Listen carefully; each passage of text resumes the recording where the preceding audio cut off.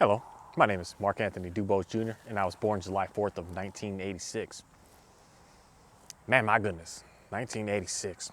Such an interesting year to grow up, year to be around, year to be able to see some incredible things and incredible changes that have been going on, that things have been moving fast, and then it seemed like we just hit a standstill, like we're at a stopping point ever since the year 2000 happened. Before 2000, we were on a rampage of like knew this and knew this and knew that, and it was like you just couldn't keep up. Every other day there was something else going on that was like you just can't, you don't want to buy now because you're going to already have the new tomorrow. It's already there and it's already about to be released when you're ready to buy what you're ready to buy. It's just a fascinating time to live in. And for anyone that's been a part of that, like you definitely understand the ways of feeling fast. Like you gotta move, you gotta move, you gotta move. Everyone that was born, the end of the 70s, the end of the 80s, we gotta move because everything is just cruising. It's an interesting place to be and an interesting way to be able to be a part of this world and come into this world to be able to see the evolution of things. Then I come to realize that the more and more I'm out here in the 20 of 23, we were thinking in 2000 we'd be like flying and hovering with our cars and teleporting and doing all this crazy stuff and being able to have amazing things out here. But we come to realize, and we're still nowhere near that. We're still nowhere near close to being able to even consider that. We're not even talking about that anymore, which is a very interesting thing that we kind of just have given up. And we've kind of, I think, given up because we've lost hope. We've lost inspiration. We've lost just the drive to want to do more, have more, and be about more. That we're more concerned with, it's almost like the day that the internet really started to become with everyone. The day that the internet started to become on our mobile phones, that we all just kind of quit. We just stopped. We stopped trying to pursue the next, and we just like would put our face in our phones, put our face in our computers, and just sit down and going through some things. And then it's like social media started to come with the MySpace hit up, and then it was kind of like, I remember the days of the, what was that called, ICQ, the little chat things and the AOL chat things. We used to just sit on those chat sites and just chat with people. It was fascinating because you didn't have to like leave your home, that you could talk to anybody anywhere, and you could jump into any chat thread and start to have conversation. But it seemed like ever since then we've been really just slowing down. We're not pursuing that next new great thing anymore. We're just pursuing can I get a better phone? Can I get a better TV? And not even like a better computer anymore, because the computers today, I'm telling you, they're the same as they were 20 years ago. We just have more RAM, more hard drive space, and they're just a little bit faster. They're not actually capable of doing anything more. They're just faster, and being faster and doing the same stuff really isn't all that exciting. It's just boring after boring after boring. Same way I could look at the iPhone, what do I got in my hand, the 13, as compared to the first one. I was a guy that stood in line to get the first one and realized it's the same phone. It's got a better camera on it and it's a little bit faster. That's it. It doesn't do anything that's just like, oh my goodness, I can like see this, it's projecting this, and it does nothing different. It's the same thing. It's just so fascinating. It's so fascinating. It's almost like we hit a peak and then we just don't know how to get past it. And I think that the main reason we don't know how to get past it is because of, I'll give you some pets, is because of the idea that we started to get consumed into something, and getting consumed into something that stopped allowing us to look at our life and think about doing anything more. Because sometimes, this is an interesting thing of how the news stations work and how primarily everything out here is with, all right, Oreo, done. Is with the information that's always being force-fed, pushed to us. Yeah, Oreo.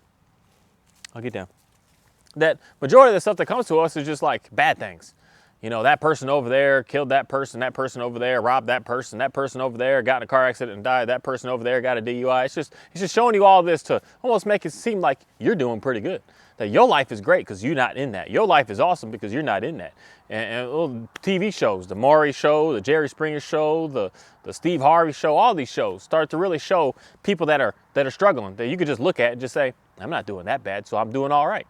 And instead of thinking like, where are the people that are doing better than me at, so that I can learn how to be able to get up to that point, as opposed to just staying where I'm at, thinking that I'm good to go and everything's all right. I don't know, it's just a very interesting thing that we all should try to pay more close attention to, about what it is that we're doing, and realizing that sometimes we're just staying where we're staying because we're watching information, like we're the top of all the information that's coming to us, as opposed to being at the bottom and realizing you got more and more to keep on climbing to get to that next group. There's another group out there. The majority of the groups out there that are just doing really good, that are way above, they're not on the TV for you to see. They're not on the social media for you to pay attention to. They're in reality too busy trying to create and make some new stuff on this planet for us to be able to use to be able to better our lives, as opposed to just thinking they're going to create a new app to be able to get you to figure out how to make yourself look a certain way that you actually aren't, just to try to make yourself feel better. Of something I laughed at, that a guy was saying, of the concept of there's an app out there to make you look like you did 20 years ago. And he's like, well, that's simple. Just find you a picture of yourself 20 years ago. Why do you need that app to do that for you? It's just fake. It's not real, because you got pictures of yourself before, and just go look at it if you want to really remember what it is that you used to look like. Oreo, you being super pushy right now. And it's super fascinating that what it is that I just constantly keep on seeing. The more and more that I keep on living out here, and the more and more I keep on paying attention to the way that things are going, the way that things are, and the way that people are, and the way that everything is.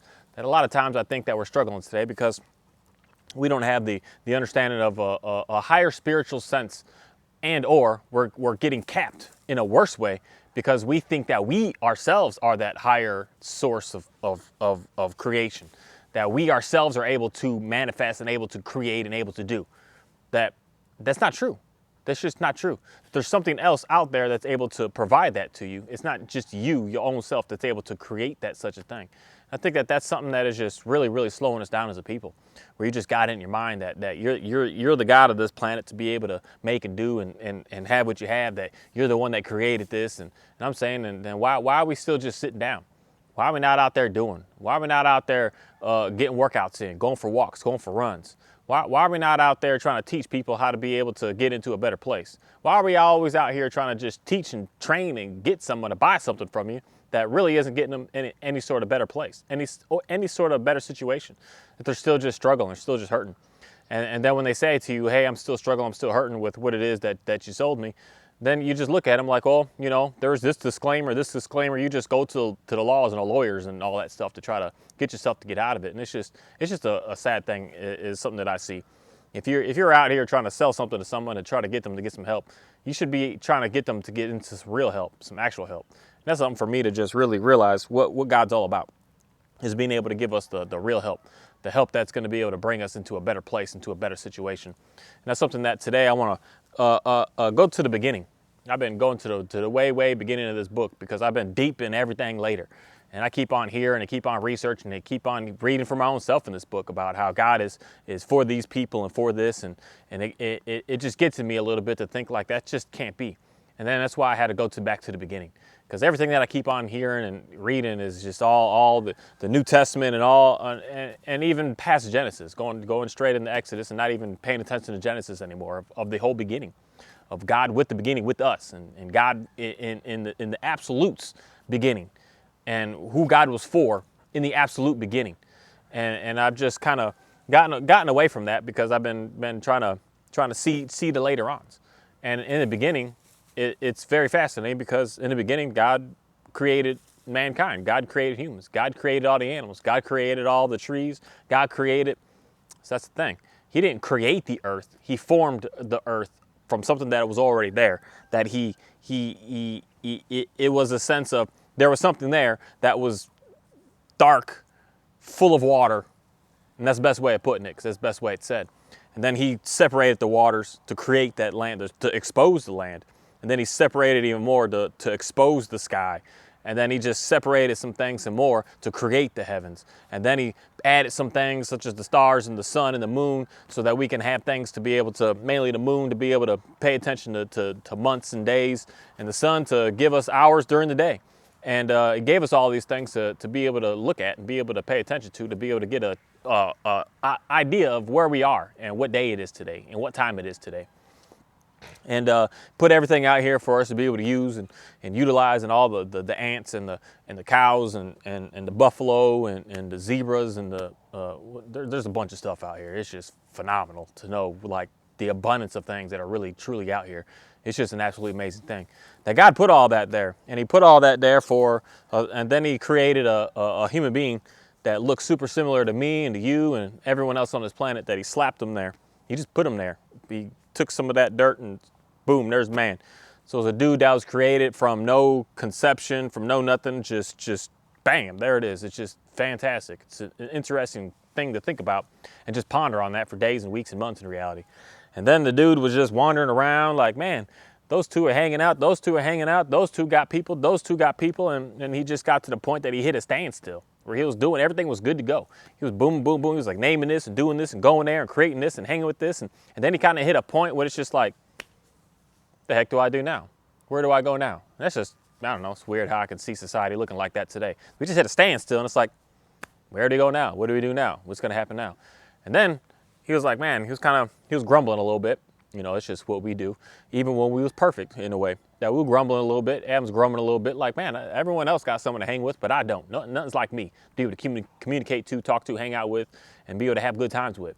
So then bam, go to sleep, rib come out, go in, there's a woman now. No woman shows up with no conception, no none of that. Just bam, dude falls asleep, literally wakes up and he's like, shucks, there's one that looks like me but not like me. It's a little different, but that's pretty cool. It's pretty interesting.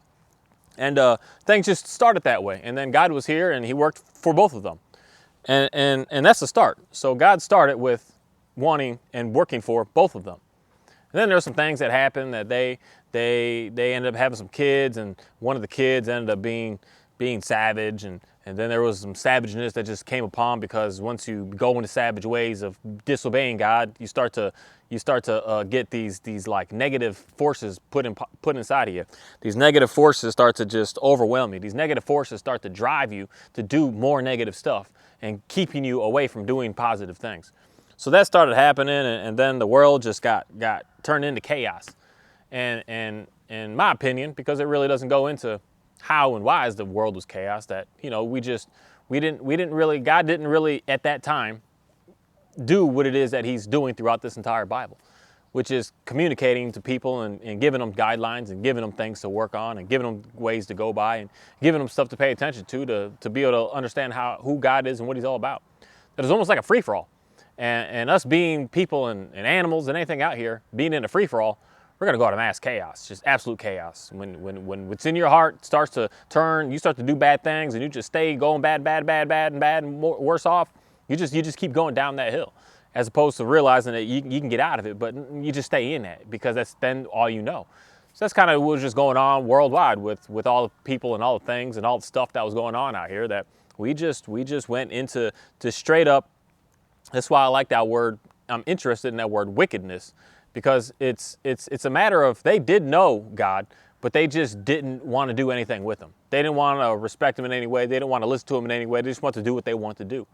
So then God got rid of all of it. And then we go to a situation where we go to a guy named Noah. And it's a very interesting guy that builds a boat out of just faith. He just got this idea that God put upon him and said, do this, make this happen. And even though it hasn't rained, it don't rain like that, just make it happen. Make it happen, or get down. You being super pushy today, homie. And make this boat, even though you don't know, and you don't know why, and you don't know what's happening, and everyone else is laughing at you, and everyone else is talking about you. And Noah had some sons, and he had 3 of them that he was going to bring with, and his wife and his sons' wives were coming along. And that's where I kind of want to start doing a little reading in this Bible right here, is right there. Because some people out here are confused, and I was confused, and I stayed confused for a little bit because I was wondering, is this book for me? Is God the God that continues to keep on going forward in this book? Is this God here to be able to help me out? Is he speaking to me? Am I able to speak to him? And for everyone else that's around to be able to have a good understanding of it, is God here for you? Or is God only for a certain people? Is God only picked and choose out of everything that he's created and just said, I'm only for that and I'm only for that, and the rest of y'all, forget y'all. Like, I want nothing to do with y'all. You know, it's interesting that this book goes to talk about a whole lot of love and care and respecting your neighbor and all that, to think that there would be a God that would do such a thing, that would just completely reject everything and only pay attention to a small little portion of it. But here in Genesis of the 9th chapter, this is something that kind of just reassures me to let me know where we all came from, because in reality, every single human being, so we all say came from Adam and Eve, but we all don't know where we came from, as far as if we came from what's that boy? We don't even know if Abel had any kids or not in reality. It doesn't really say. But as far as Cain, we don't know if we came from Cain's line or we came from Adam's line or we don't know in reality. But we do know that we all came from Noah and his 3 sons. So his 3 sons are, who are they? Seth, Ham, and Josaphat.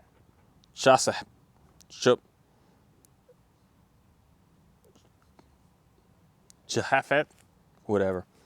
But those are his 3 sons. So his 3 sons, so we all came that were walking this land right now from these 4 guys. These 4 guys right here were the ones that were multiplying and multiplying and multiplying for all of us to be out here, to be able to do and be able to be and be able to have what it is that we have. That every single one of these boys and this man, I mean, these aren't boys in reality, these are men at this point already. Noah is 600 years old, and his sons aren't no little 5-year-olds or nothing.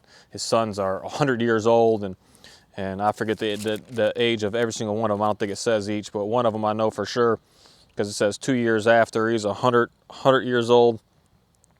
So these are guys that are older than majority of people that are alive today right now walking on this land. And being able to have that amount of time to live gives you a different sense of wisdom than just a 5-year-old boy. So it's not like Noah was taking on like 5-year-olds and 10-year-olds or a 25-year-old even. He was bringing on some elderly men compared to today. But in these days, you know, they would live to 400 years. And Noah lived for a whole lot more than that in reality. So it's very interesting that these are the people that we all came from. And this is what God's got to say to these people. In chapter 9, Genesis, the first chapter. So then God blessed Noah and his sons, saying to them, be fruitful and increase in number and fill the earth. That's interesting because God blessed Noah and his sons. So God blessed Noah, and God is here for his sons. God is here for Noah. God is here for his sons.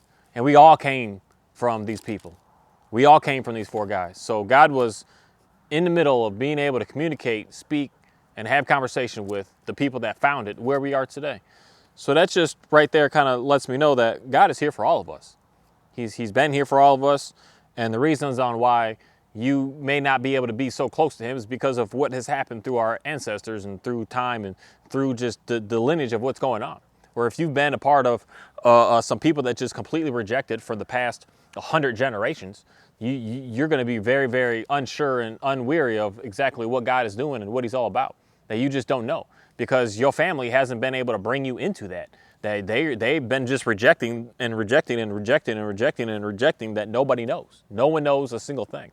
So when you pick a Bible up and you read it for the first time when no one in your generation history has ever been reading it, has anything to do with it, knows anything about it, never been living by anything of it, been living by things of the world that has just been doing what they see out there instead of living by faith and living by the spirit that they really do possess inside of them, then you don't even know where to even start, where to begin. So some of this is going to sound extremely foreign, extremely weird, just very, very strange to you.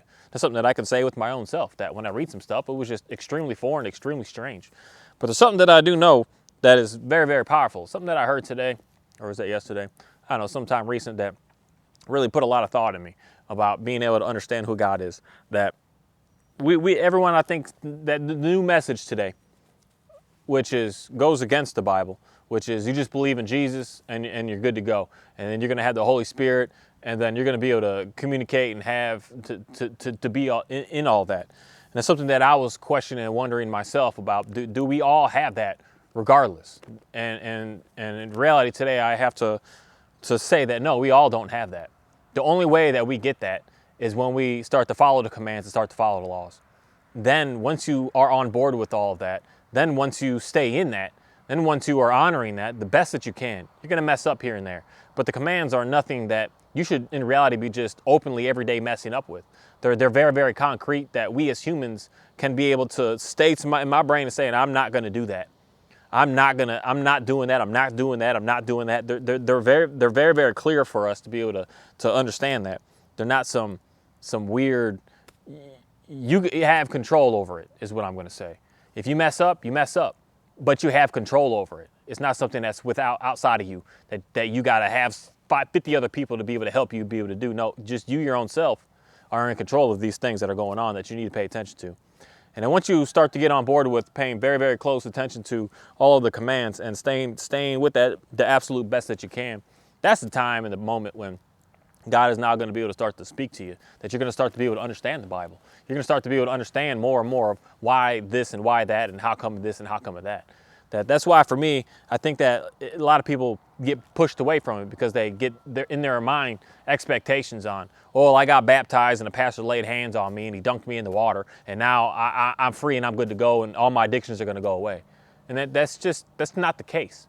Your addictions got to go away because of things that we need to work on. And then we get past it, we get through it, we ask God for assistance with it. And then once we get past it, now we get closer to God. Now we get closer to the point to being able to actually communicate with Him. Now we get closer to actually understanding what this text is actually saying. That if you're going completely against it, and that's why for me, I'm going to say that it's just weird that the more and more I keep reading it, the more and more I understand it.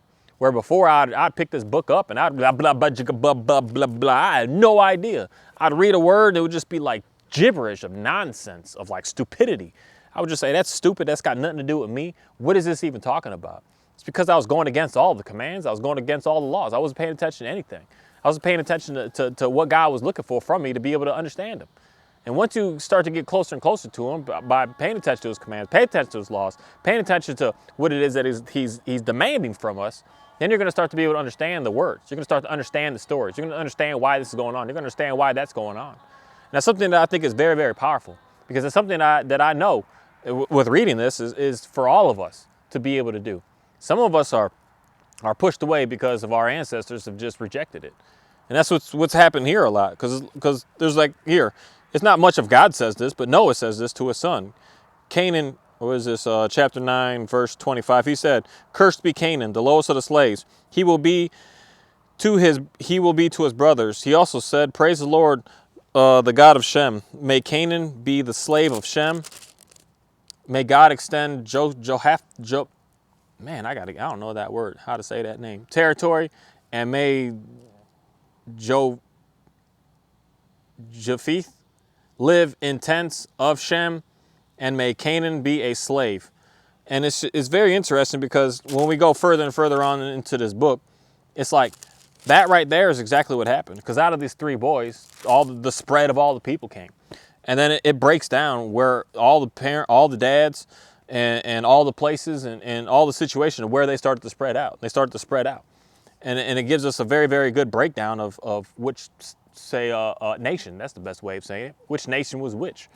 And then they all go to the Tower of Babel and they create that, and then that's when God's like puts the trickery upon them. It says, all y'all nations know the same, now I'm going to confuse you and put you further away. They were already spreading out, but they had a central place that they all like to join back to. And then God was like, just push them further away and made it sure that they couldn't communicate with each other, to make it more complicated for them. And it goes down into the whole concept of where everyone is, and it's the sons of Ham, of Noah's son, that is the one that is in reality the one that is talked the most about, as far as the ones that are getting conquered and the ones that are doing the worst and doing bad and being bad, and from Ham were Sodom and Gomorrah and the Canaanites and all this savageness, and that's in reality where it came from. So one of the three sons ended up pushing a lineage of just the people that, when Abraham comes and Isaac comes and Jacob and Esau come, they're the ones that are fighting and conquering all of his, what would you say, his uncle's peoples.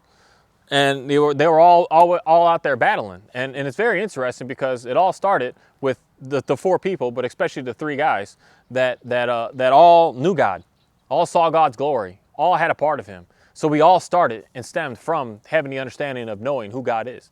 It's just a matter of, when you run into a situation when your father straight up looks at you and says, "Curse to you," because of something that you've done, it kind of makes you like, just think about that, being a father to a son and saying to that son that in reality the remainder of your life is going to be absolute hell.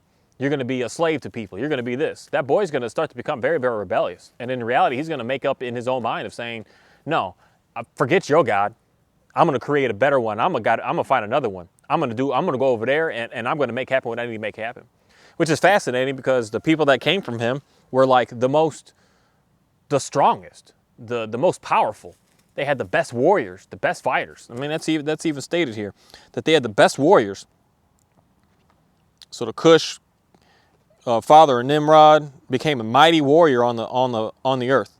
He was a mighty hunter before the Lord. And Nimrod, a mighty hunter before the Lord. The first centers of his kingdom were Babylon, Urk.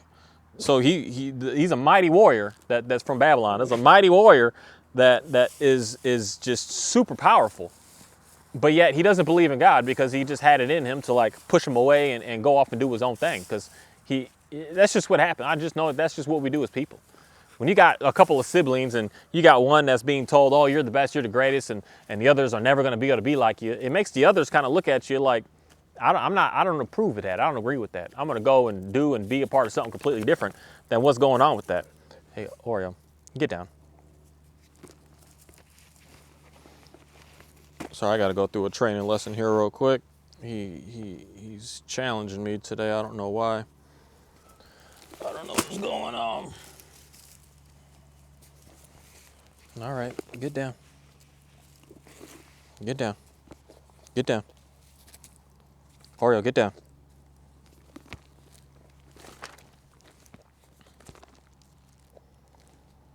Sorry, I gotta stay on top of things at all times, regardless of what's going on. Something that, the reason why I guess I can say that things around me look pretty interesting, that I just have to follow through. It just is what it is. But it's just very fascinating because all these nations were spread out with the understanding of knowing who God is and what God's all about. And then the split started happening for the people that decided that they want to believe or they don't want to believe, and they want to go and do something different, and they want to be about something different. So something that just lets me know more and more of who God is and what he's all about. That he's not out here to try to destroy and try to slow us down. No, he's here to try to create order where the chaos is. There's chaos that happens. Because when one does wrong and one does bad and it just continues to keep going down that route, it keeps on explaining to his kids and his grandkids and his great-grandkids and his great-great-grandkids, because a lot of these people were alive for 7, 8, 9 generations. Like they were having kids at 100, 130, 140, 150, 160, and they were just having kids on kids and then watching their kids grow up, and their kids, they weren't passing away at 120. They were going for hundreds of years. So if you have such a hate in you, and then you want to push that hate onto your family, he was putting it on so deep that the kids of way young just didn't know anything about who the real God was. They knew the fake one that their great grandpa kept pushing upon them, saying you're going to be in battle with those people, because when someone says to you that because in reality it's the older that are going to be ahead of the younger, in this case scenario instead of the other case scenarios, that kid is going to have it in him and say, you're not going to control me, you're not going to be above me, and it's going to do everything in his power to like gain power and to get power. And that's what he did. That's what was going on. That's exactly what was happening with him, that he was just gaining power, getting power to say, come and try to take me. I got all the war equipment, I got the chariots, I got the knives, I got the guns, I got the swords, I got it all. I got everything. I got men and women that are ready to go to fight and ready to go to battle. I got everything set up. I'm powerful, so please try and come and get me. And that's where it's an interesting situation, because that's where, I mean, the people, the pharaohs and everyone's coming from this stuff. That's why they had these huge armies and this huge stuff to make everyone else kind of look at them like they're big and bad and tough, because they got all this stuff, all this fighting gear. But then that's the thing where I could see it as being a very interesting thing when God has to move and move them out of the way and show who God is. And that was the whole concept of the Israelites getting out of Egypt, of the Egyptians sitting there saying, we powerful, we got all the gear, we got it all, we got all the equipment, and y'all don't have nothing. And that's where God's like, well, let me show you how real I truly am, guys. Because it's very interesting, because the pharaohs, when they're talking to when they're talking to Moses, they know who the God is. So somehow in their lineage, someone has still kept to let them know that there's a God that created this world, that the gods that they're talking to are a different God, that are of the world, but not the one that created the world. So they know, based on the language that they're speaking to each other back and forth. Where Pharaoh's like, I know who your God is. What is he going to do? Because he's big and bad and tough, because he's like, I've got all the stuff. I could fight you guys. I could take you guys out in an instant. And you guys are living with sandals and don't have any sort of weapons and don't have any sort of training. So that's where God does his work to let the world know and to let everyone know and to let us know who he is and how powerful he is for every single person that wants to know that he took the people that had nothing, that lived with sandals and had no weaponry. He took them out of a place to prove to the world who he truly is. And he used some people, say, as an example. The example being the opposite way we usually use that term nowadays. The example of how great God is, that he used the Israelites to push them out. The Israelites are the example here. They're the ones to be able to show what God is truly capable of doing. And he's able to show what he's going to do in the future.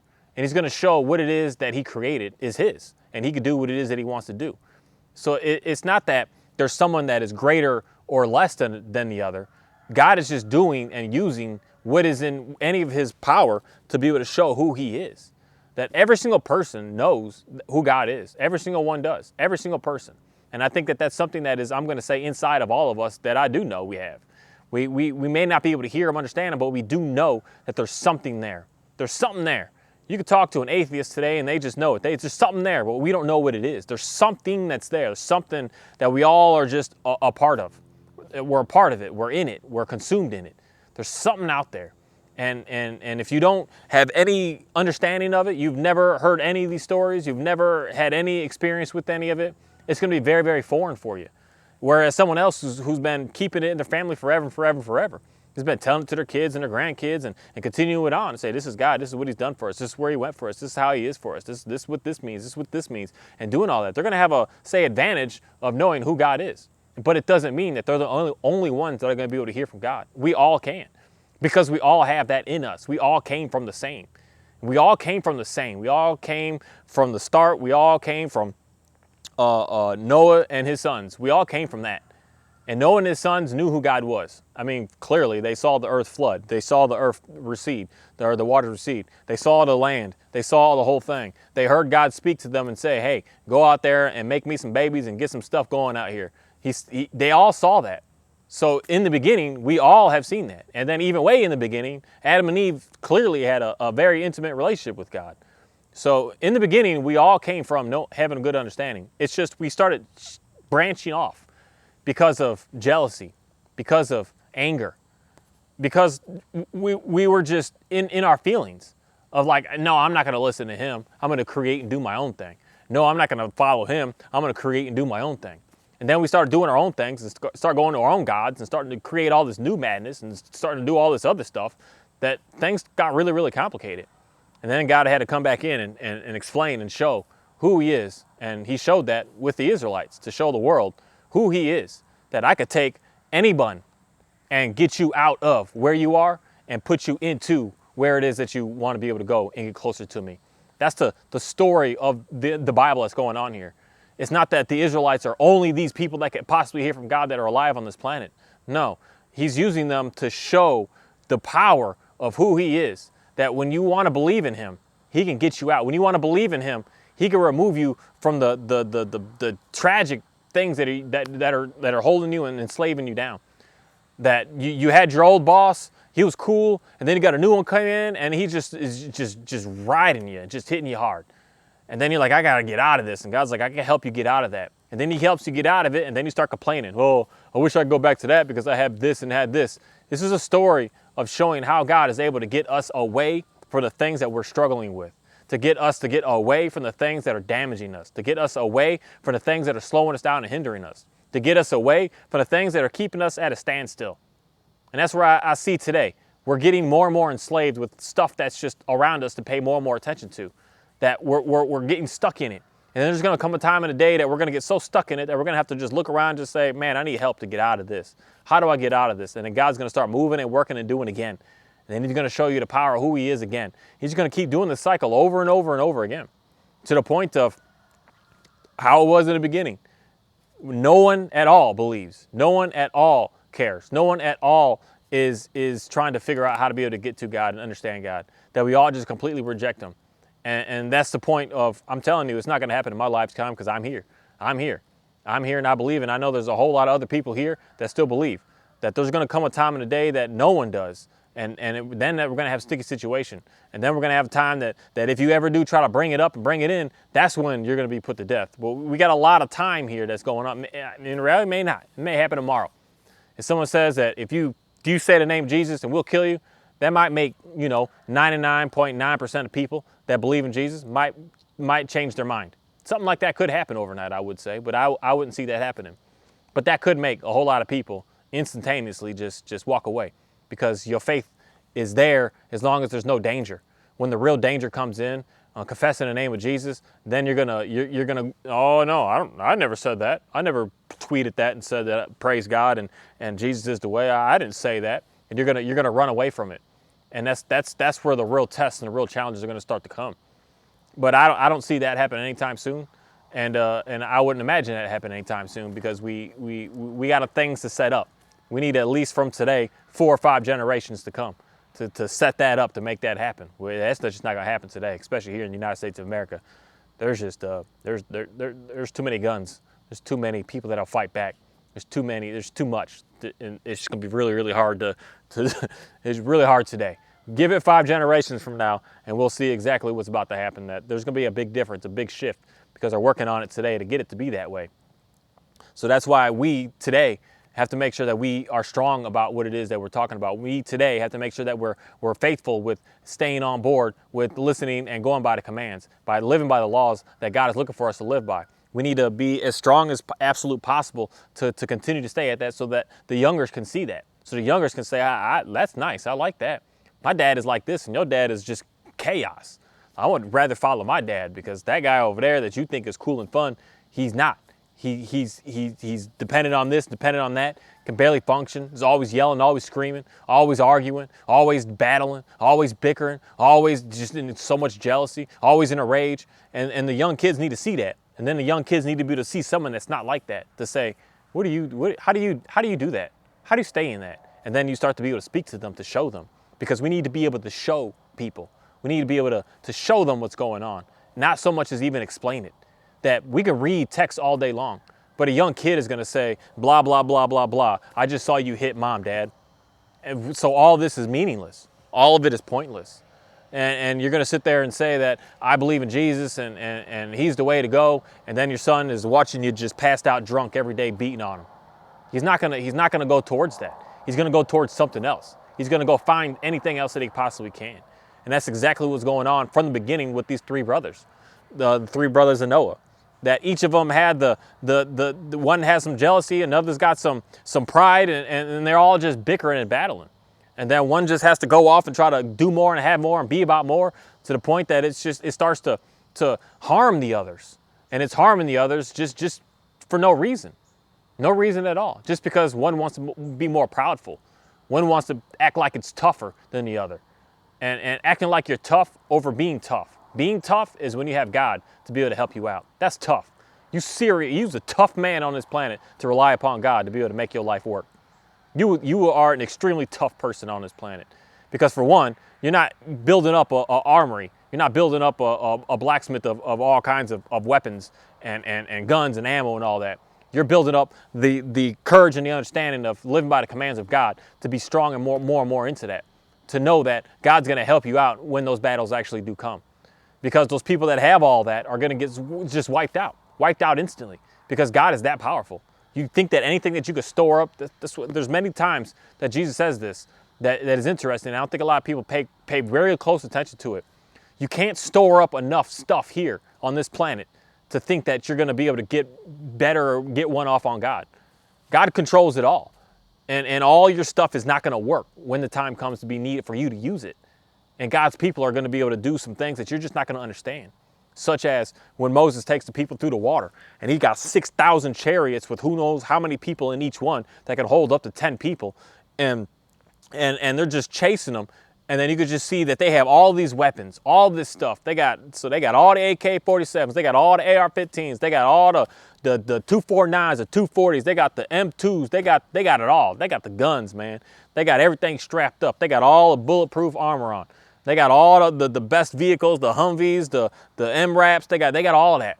And you on foot.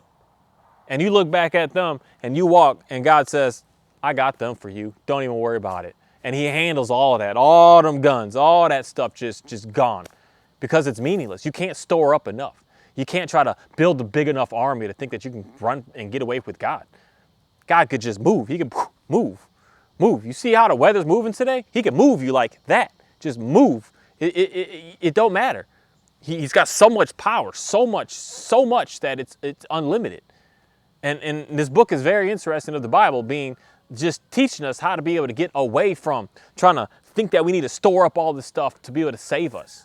You need to store up more of getting into the command so that God can save you, because that's the only thing that can save you. You can't save yourself out here. And with that, I just want to say thank you for knowing and really, really believing and having a good understanding of I can't save myself. Only God can save me. I can't do nothing out here to do enough work, do enough of this, do enough of that, store up enough of this to be able to be good to go. All of it is worthless. It's meaningless. The only thing I could do, that's the whole concept of the book of Ecclesiastes, is everything out here is meaningless for you to try to store up and try to do.